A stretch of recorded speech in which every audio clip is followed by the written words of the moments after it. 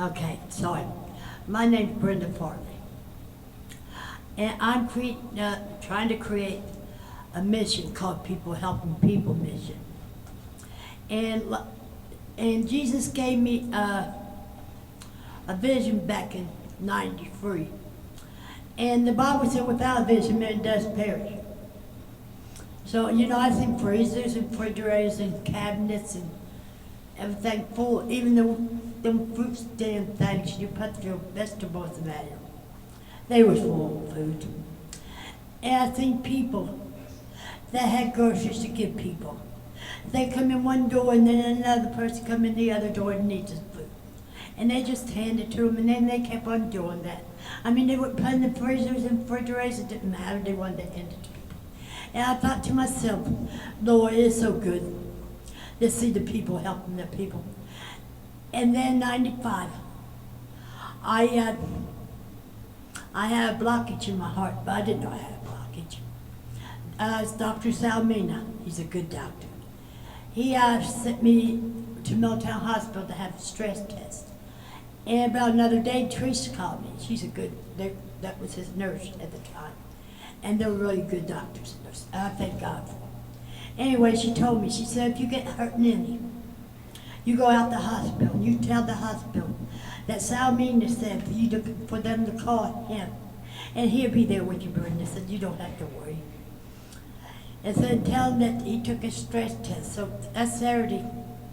And like I said, God told me while I was praying, he said, before I went to the hospital, not before I knew I had blockage, he told me while I was praying in the restroom, he said, Satan hates you. I said, I hate him too, Lord. He said, but one day I want to bring you up. And then a few days later, I went out to the hospital on Saturday. I called Dr. Brown. He was working with Salmina at that time. And he's a good doctor. I thank God for him.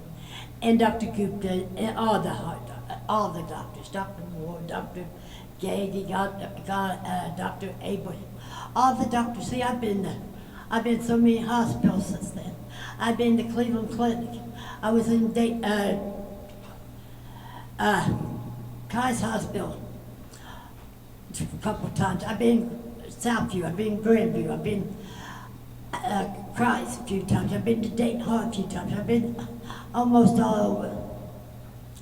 Anyway, in '95, a few days later, I went back and they sent me home that Saturday after I called Dr. Brown. He told me to tell him to call him. Well, they said it was my esophagus and sent me home. Well, Tuesday morning, I got up and I had to go to Dr. Salmina's office. And he looked at me and he told me, he said, lady, I don't know why they didn't keep you. He said, 95% of your heart is blocked. He said, but I have a bed. And I have not you listen to me doing that. So I went on down. And when I got there, I remember that day I had so much peace. The Bible says, God give us peace and pass all understanding. He said he give us peace that the world can't give, but the world can't take away. And I felt that peace. Salmina told me, he said, I'm going to send you to Christ. And they're going to do anything plastic. And he said, if something happens, he's told me not to worry. He said, because he have his surgeons there. And I wasn't worried, I didn't care, it didn't matter. Only thing I remember when I got to Christ, this doctor or whatever he was, he kept on pushing on my leg and pushing on. I seen my husband when he walked in, and they said something about me signing some papers. I thought I told him I could sign. But okay, and then I woke up about a few weeks later. I had pneumonia, a triple bypass, and a heart attack. And the heart attack destroyed the bottom part of my heart and put me into heart failure for years.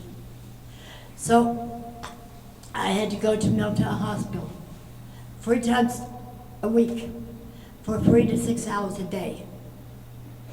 And I had this stigma point, and a lot of people know what it is. And that's where they had to take the medicine and my blood because my artery swims and everything else, they look good. Well, anyway, I woke up and I thought I was going to go to the restroom at the hospital at Christ, And that nurse, I was trying to get up and come and move my arms and that. And she asked me, she said, what are you doing, Brenda? I said, I'm going to get up to go to the restroom. She said, you can't walk. And I thought for a minute that I walked in here, but I know I didn't. I came in the rescue squad. And she told me, she said, look down your chest and look down your legs. And my chest and my legs were stitched up. And I had to learn how to walk all over. I told the Lord, I said, walking. Things that we can't take credit for every day of our life. And don't even stop to thank you, but we take it for granted. That you gave your life so we can have it. And then, and you know, the Bible said confess is good for the soul. And when I got home, I was angry with God. I laid on my couch and I told God, I said, why didn't you keep me while you had me? Why did you let me come back into this hurting and hateful world? This pain and hateful world. He said, my child would take you. But if I take you home, what's going to happen to the flock? So I told him, I said, I'd stay for the flock. Well, one time they had to shot my ribbons. Back in my heart, I hurt 4 times. I don't know. My heart went into second ribbon, 8th ribbon. I think it was the second one. And my nurse told me after I got home, my health nurse comes to the house. Kim Miller, she's a doll. She was my nurse for years, and she's so sweet. And anyway, I remember they thought that they shot me in the rescue squad, but I don't know. I remember the guys helping me down the steps and laid me on the bed, it was in the yard, and slid back a little bit. Then I don't remember enough until I got to the hospital. Then when I got to the hospital, they was working with my arm, and I seen the heart doctor there. And I asked him, I said, what are you doing here? He said, I have to shove your ribbons back in your heart. I said, you gonna put me asleep? And he said, yeah. Well, he must have done it once because when I woke up, he was still there. And I said, ain't you gonna shock me? He said, I did once. He said, did you feel it? I said, no. He said, I did a good job. I had to do it. Dr. Pelkich, he's a good doctor too, and I thank God. God uses the people he knows. And it's good to be used to God. And you know, doctors and nurses like church tell you, you know, if you got faith, you don't have to go to a doctor. Because maybe they haven't been so sick. But even back in Bible days, they had position. And I think doctors and nurses are God's instruments down here on earth to take care of his people. As long as they love their job. And it's in here. And they care about their people. And that, I didn't say all doctors and all nurses was God's instruments. Just because you got lights hung up on your wall and been to this college and been to that college and passed this, passed that. I don't care, God gives you the knowledge. And all preachers ain't preachers. I mean, if you ain't got the preacher inside, you ain't no preacher. And the Bible said, everybody says, Lord, Lord, won't enter in. Nowadays, they got so-called preachers stand behind so-called pulpits and do all kind of evil and every evil thing, and even do abomination and say it's of God. You know, and it's not of God. You know, it says, how can we be taught without a preacher? We've been sent. I said some was sent and some just went. But people helping people, it's a spiritual ministry. It is, because it's to share the love of God. And that, see, I know how it feels to be, there's a lot of hurt people in this world. And they've been hurt when they was children. I know I was abused. I was molested. I was beaten.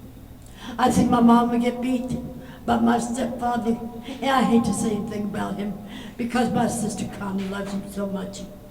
But still. And he kept on telling me that I wasn't no good. I knew what no good was a WB before I knew how to spell my name with on my shoes. And that's what I thought.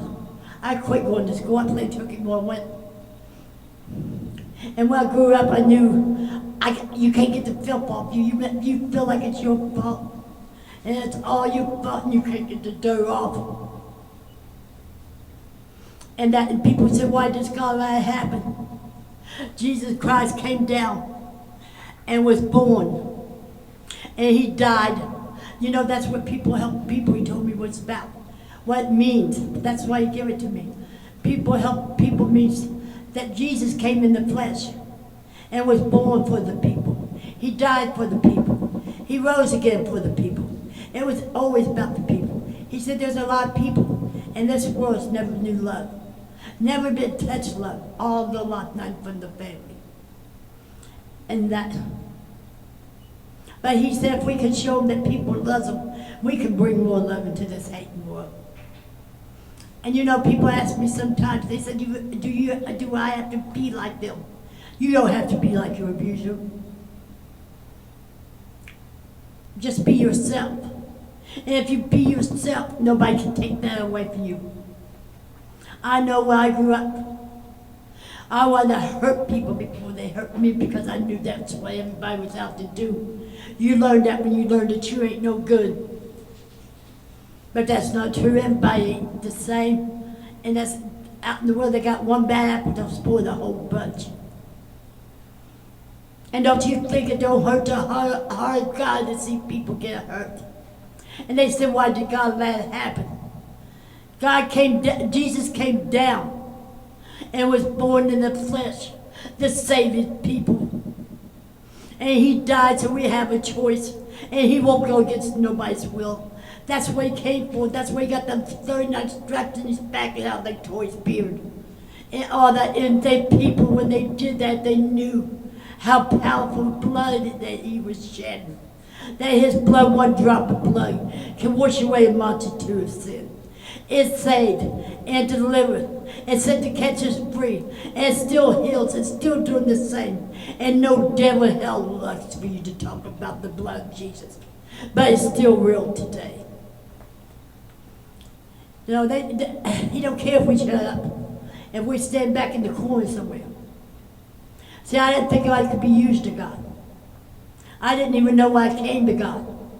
If a loving God could love a person like me. And then when I knew I was called, and when he showed me my vision, I asked him why. I said, Lord, I don't know nothing to do. And when I got saved, I said, Lord, I don't know how to pray. I said, but you said you stick closer to the brother. So I talked to you. And I said, I don't know how to read good.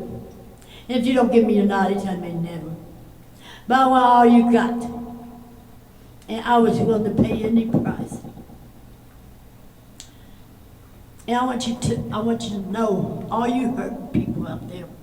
When I was going through and getting beaten, when I was at home, I had this little thing on my mirror that said, and it helped me a lot. It said, I'm somebody. Because God don't make junk. And God don't make junk. He created us all equal in his image. And that's so you don't have to be like your abusers. And the people that has been abused and started being abused, the people that you're going to hit and the people that you're going to abuse today ain't the one that abused you. Before you go to slap somebody, why don't you look them in the face and see? You don't have to be like that. And God does care. It does. That's why he came. And he shed his precious blood. I thought about many times how they took that whip and broke the things went right into his back and tore his flesh. And if we cut ourselves with anything, just a little cut, it's going to hurt us. And you know what? He didn't have to. He didn't even have to come to be born. But he did because he loved the people. And that's what he wants. You know, now they tried to do away with him when he walked the earth. And when they held him on Calvary, on the old rugged cross, Satan thought he had him done with. But he went down, he took the keys of death, hell, and the grave. And he said, death, where is thy sting? Victory, where is thy grave? Because he overcame on victory. And now they're trying to do the same thing. But to get rid of God, they have to get rid of the sun. They have to get rid of the moon. They have to get rid of the air. They have to get rid of everything, and nothing will be here. Everything beauty comes from him. But I want you to know, no matter what, see, and they tell you now, old people die lost. I mean lonely, sorry, not lost. They died lonely because they're on Social Security and they marry men on Social Security. They're going to take $200 out of both the check because it says one nation under God. But we ain't no more. Because if you can live my stepfather, and I told you, God taught me how to forgive a lot. And I got to witness to it before he died. And I hated that man for a long time. But I did forgive him. And it took all of God. But you know what? He married a woman and she was on Social Security. So when he went and got on Social Security, they started taking $200 out of her check and $200 out of his check. So they got a divorce and lived together in the same house. And they got $400 more. I used to hear my mother-in-law say all the time, I ain't gonna have a man because I won't give up my pension for him. Because that's all they got to live on. How you gonna take everything away from somebody who don't have that? And I wonder after a while, when we started getting everything, God started sending people. Because it's just me. But it's not just me, it's me and God. And when God starts sending people, then he will. And I wanted to get that 501(c) taxes in. But I talked to some man and he told me, he said he was on the board. And they had taxes in 501(c). He said there's two things they talk about. Politics and religion. I told him, I said, don't want to talk religion. Jesus had more trouble with the religious people he ever did with sinners. He sat with the sinners. And that, I told him, I said, I want to talk about a man named Jesus and a relationship. Because that's what God wants. You mothers and dads out there got children, and you love your babies. And you want them to talk to you. You got to have some kind of communication. And that's what our Heavenly Father wants. He wants us to talk to him. And that's why I told him I couldn't pray. I said, you said you stick closer to your brother, I talk to you. And I still do. It's been 20 years. And it gets weird all the time. Yeah, I went through a lot of heights. I've been through, Satan tried to take me out here so many times. And the last thing he tried to take me out was with my mind. I was on 50 milligrams of trazodone every night. Because when you go for open heart surgery, and I went through 2 of them, you go for depression. So I was taking 50 grams every night of my life. And the drugstore made a mistake and raised it up to 300.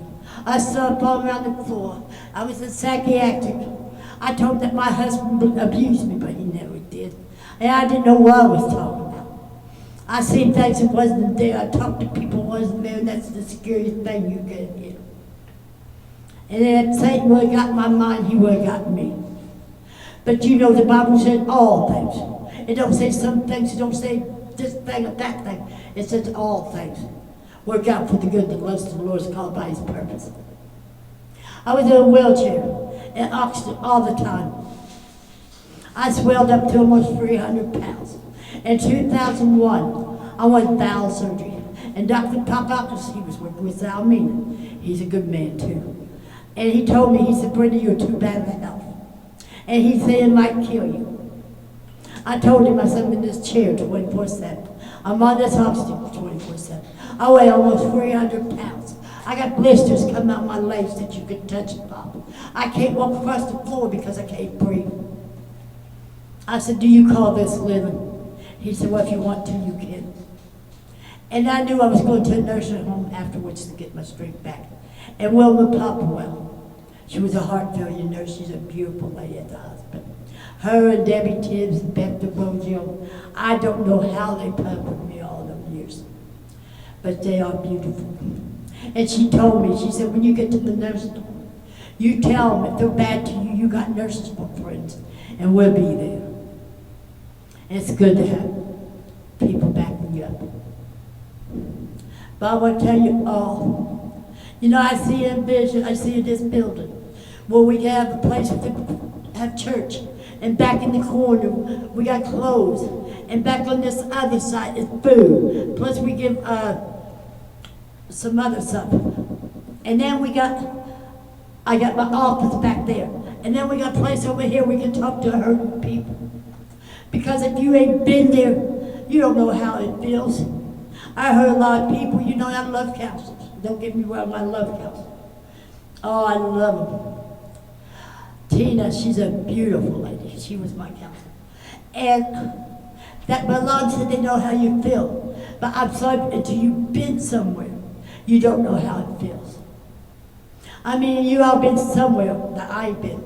And I couldn't help the people that you can help.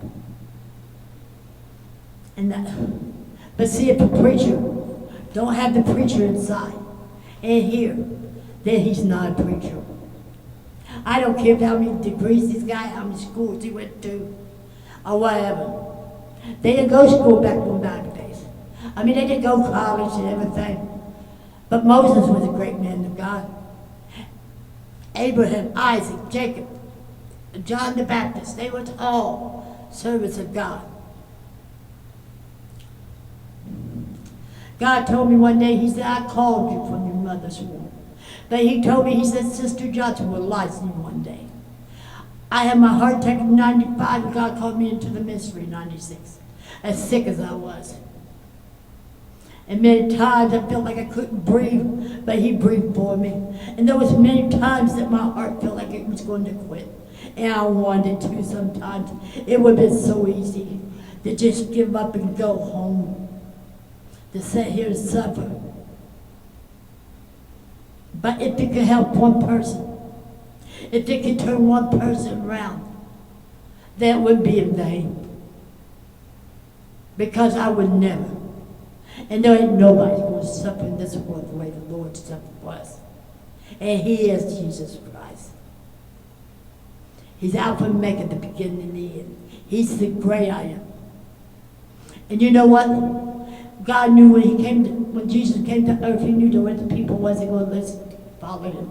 And he knows there's people that won't choose him. Maybe they won't until they face him.